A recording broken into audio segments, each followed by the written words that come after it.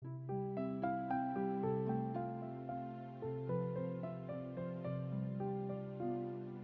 think my love affair with God started very early in my life. I was just about 4 years old when I joined the Caton in our town of Betis. You know, our local catechists were called Caton teachers, you know. So I joined the Caton as a saling pusa, you know. And one time, she was able to really stir up my imagination when she said, if you would like to know for sure if Jesus is present in the Blessed Sacrament, you have to check if the vigil lamp is burning. And that really fascinated me. So from then on, I made it a matter of habit to go to church, just to check if the vigil lamp is burning. And that sort of immediately assured me that Jesus was there.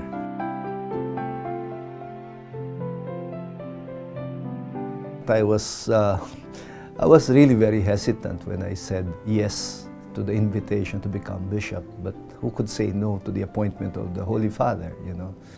I spent the first 2 decades of my life practically in formation work, yeah.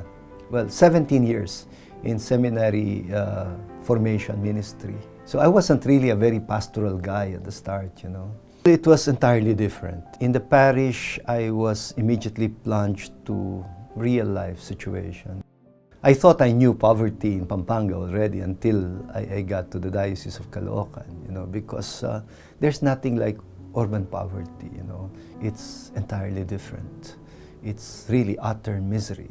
I wanted so much to establish new parishes because I was shocked to find out that I had only around 25 parishes. 25 parishes serving more than 2 million Catholics. I think at best, you know, the Catholic hierarchy is able to serve at best around 20% of Catholics. I'd safely say about 80% of Catholics are alienated from the church, especially the poor. And that's very sad, you know. We're supposed to be a church of the poor. My inspiration for the mission stations was Pope Francis, when he challenged us to go out to the peripheries and not to stay in our comfort zone. So he says we should be out on a mission. And mission doesn't have to be very far, you know. So I found out that right within our vicinity, we needed to establish mission stations. And in order to be able to do that, because I had only so few priests, I had to invite missionary congregations to come and to work with us. I had to partner with them. Now we have, 14 mission stations. 2 of them have graduated into quasi-parishes and 1 into a parish. So when I came there as a Jesuit, the first thing that I asked, tell me po, ano po bang nais niyong gawin? Bilang mga Iswita, ano po bang nais ninyong gawin dito sa mission station? Without thinking anything, Bishop Mambo said, presence. Minsan, meron akong 5 misa. No? Minsan, nag-aalim na misa pa ako. And half of my masses are actually Mass for the Dead. No, Mass for the Dead. Sabi mo, napakasimple naman yung mission na yan. Oo, napakasimple kung titignan mo. Pero sa isang maralita, kapag ang kanilang minamahal sa buhay ay hindi mo na misahan at nailibing, they're actually in pain. I was installed Bishop of Caloocan in January of 2016.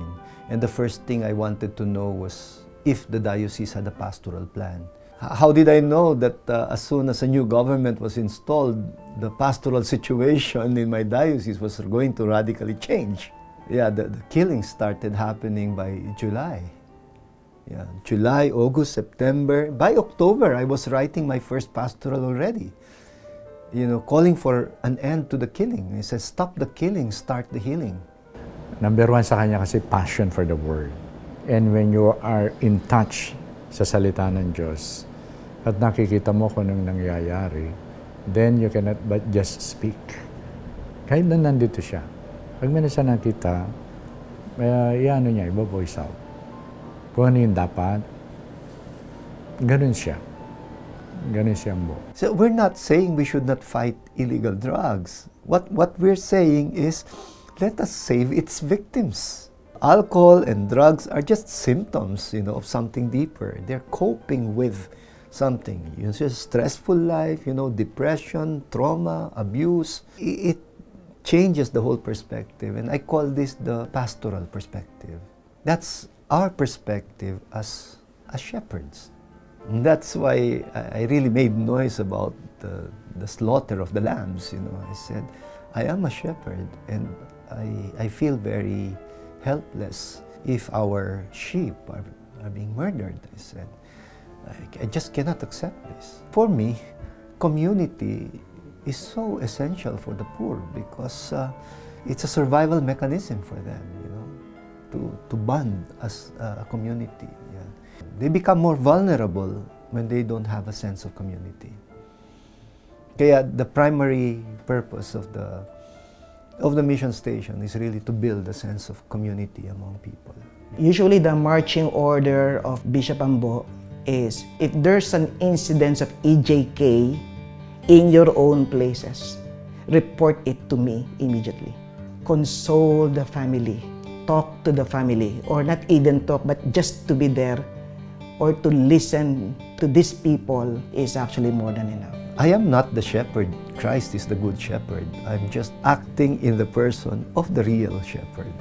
Yeah. And I think that's the reason why I take it upon myself, as a pastor. I assume that responsibility, because I made a commitment